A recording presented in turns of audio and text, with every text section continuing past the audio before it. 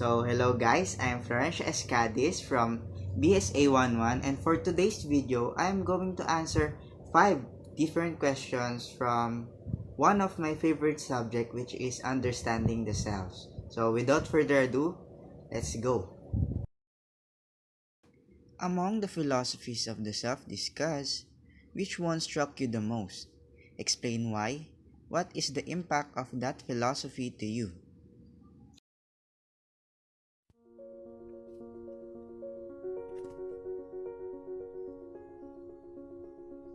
The Athenian philosopher Plato is one of the most important figures of the ancient Greek world and the entire history of Western thought. Plato, in many of his dialogues, held that the true self of human beings is the reason or the intellect that constitutes their soul and that is separable from their body. Plato's philosophy of the self is refined and articulated with the tripartition of the soul in his dialogue The Republic. His identification of these 3 distinct elements of a person's inner life is unique and can be validated by directly turning inward to one's own experience of the self. Plato distinguishes the psyche as 3 constitutive parts: the rational, the spirited, and the appetitive. Plato defines a moral individual as the one who has attained supreme control over the spirit and the appetite through his rationality. This he applied to the 3 classes in the society, namely the ruling class, the military class, the commoners. The rational symbolizes the mind and represents the ruling class. A rational mind thinks, analyzes, and gauges options for the best outcome of any given situation.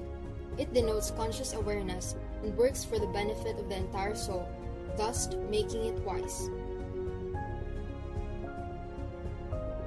The spirited, on the other hand, symbolizes the heart and represents the military class. Individuals who are ruled by the heart are hot-blooded like the soldiers who face adversities with great strength. Courage is the highest value of the spirit, and it's associated with bravery, honor, and overcoming great challenges. The appetitive symbolizes the stomach and represents the commoners. Desire is ruled with sexual gratification, greed for money, comfort foods, and various other necessities that mostly take up an individual's life. These individuals are just fulfilling their day-to-day obligations. Another important allegory that Plato describes in his work Phaedrus, which goes parallel with the tripartite soul theory, is that the soul is a charioteer controlling 2 winged steeds, one white and one black. The main goal of the charioteer is to ascend to heaven heights. But the black horse always poses problems and the chariot keeps falling back to earth. A literal meaning would be that the soul seeks spiritual attainment, but the worldly cares of the universe pulls it back from its divine goal. Plato proposed that prison must conquer over earthly desires in order to recollect perfect knowledge and rise towards heaven in winged horses' chariots like the celestial divine beings.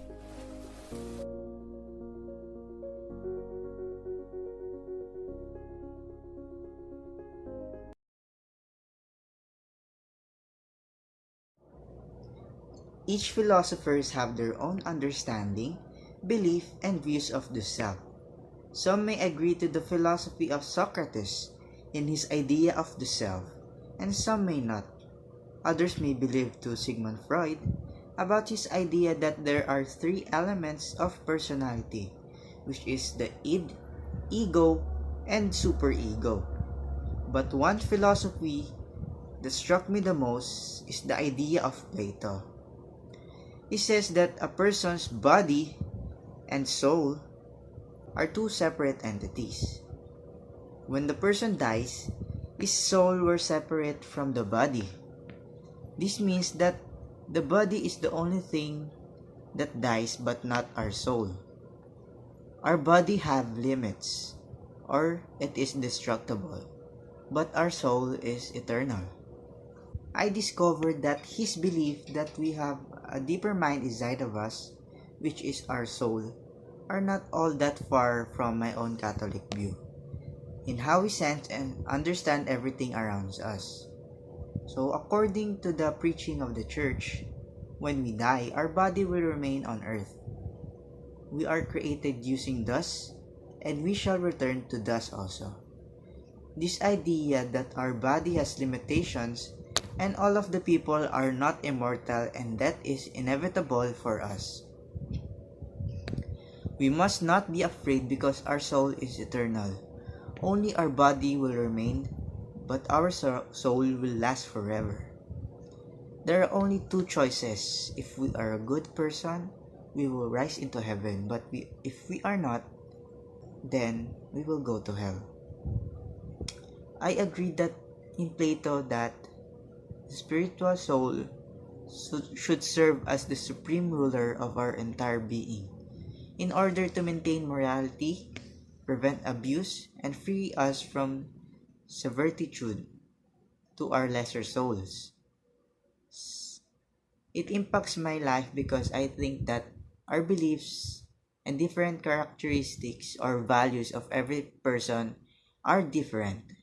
It is like we are unique as a person, and that uniqueness and differences are true because we have different souls. So doing good is not only because I want to go to heaven. I believe that it is what my soul dedicates me to do. It is what I live for. There are many factors that influence me to do bad things, but myself is not affected for that. On that, I believe that my attitudes and beliefs in life are in right track because of my soul, my eternal soul. Describe your extended self. What do you think influenced you to develop your extended self? So, extended self, most of my things like clothes, bags, wallets, jackets, even pants are all gift to me. Most of the time, it is given to me by my parents or my other uncle, or especially during Christmas time where there are lots of gifts. That is the time when I receive lots of gifts like those what I mentioned before. So I cannot include those as part of my extended self because it was all gift. I am not the one who decide what to buy and what kind of clothes should they buy for me. They only give it to me, and I don't have an idea of what type of dress will they give to me that time. So one thing that I include as part of my extended self is the cell phone. So so this is not my cell phone, this is the cell phone of my mother. The one that I'm using as video camera is my own cell phone. So why do I include my cell phone as part of my extended self? So all of my phones since when I was elementary was bought using my own money. During Christmas time, back then, all of my Christmas money that I receive, I save it until I can afford to buy a new phone if my phone is already broken. I think that is the best item that I can describe as part of my extended self. My phone, in my phone, I can play games. I love like Mobile Legends, which is my favorite game, online game in my phone and other things. I can also watch my favorite anime like One Piece, Naruto, etc. My phone is also a tool for me to chat with my friends and even play with them online. I can do a lot of things using my phone. That is why it is a part of me, of me right now. I also always check on my phone when I am outside to make sure that it is safe. Most especially during the pandemic where we can socialize, using our phone is the best way to stay in contact with other people. Some of the things we can do outside can be done now because of phone. But we are not physically together with other people. Like playing games with your friends, you can do it online, play multiplayer games with others. I think the thing that influenced me to develop my extended self is the society. Back when I still don't have phone, I am jealous because people play using their phones with our friends in school. They can also chat their, and it makes them updated on all of the trends. That was my thinking back then. So I save money and buy my own phone. I developed during times that when I can meet other people, I cannot with other people because of lots of things. So the only way to stay connected with them is through my cell phone. So cell phone is a part of me now. I cannot live without it actually. Discuss your spiritual self. Are you satisfied with the spiritual self that you have now? Explain your answer. So hello guys, I'm outside right now because I'm so noisy inside and my parents are already sleeping. So I'm gonna answer this outside. So I was once as a Christian in church during my high school years. I served the parish and also Lord for giving thanks to the blessings that we receive and also for us being healthy. It was back then when I was not so busy in school and there is no COVID-19 yet. That was the time that my faith is strong. Every Saturday or Sunday, we go to church with my mom and my sister. I will always serve for God in the church every Sunday. By the way, I am a Catholic. When I was a little boy, there was these two grandparents that their child is at the other country. They are our neighbors. And that time, I think I'm only 6 or 7 years old. Every Saturday and Sunday, me and my sister will go to their house and pray rosary. They encourage us to pray to the Lord God what we wish for and what we were sorry for. Even if my idea back then was not solid in praying, I remember that one of my wish is that those who have jobs will quit and those who doesn't have their job uh, and give the job to the other people who doesn't have jobs so they can't have money. It was funny when I remember that wish, but still I am a child back then. That is the proof that my faith back then was solid. But suddenly something's changed right now. Since the start of pandemic, I can't go to church. It is almost 2 years that going to church is prohibited, but I think it is available right now. This time my faith becomes stagnant. I experience faltering faith. Sometimes I question myself. Is God real? Does God give justice to all people? There are a lot of things that comes to my mind, questioning if God is real. If God is real is and he is fair to all people, then why someone needs to suffer but some others enjoy? Why other people who worship God in reality is bad and doing lots of sinful things? I believe that there is one that is greatest among all being, and that is God. I still believe in him, but I want all of my confusions can be answered. I still believe in him, I still pray in him, but I am not solid like it was back then. But I hate when someone destroys the image of God and disrespect him, most especially on the internet. Many people lost their faith maybe because of lots of reasons. But still, it is not an excuse for them to disrespect God. Even if they don't believe if it's real, I rarely go to church right now and I am not satisfied on my spiritual self.